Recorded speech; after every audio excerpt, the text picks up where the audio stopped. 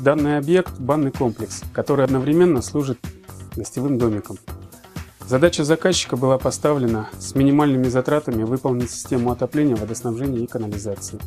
Что, собственно, мы видим? Бюджетный вариант, котел, бойлер косвенного нагрева.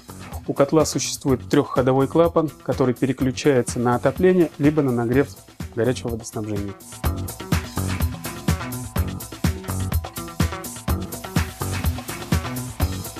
Данный домик состоит из двух этажей. В данный момент мы находимся на втором этаже мансарде. Радиаторное отопление было выполнено двухтрубной системой полипропиленом. Радиаторы стальные панельные.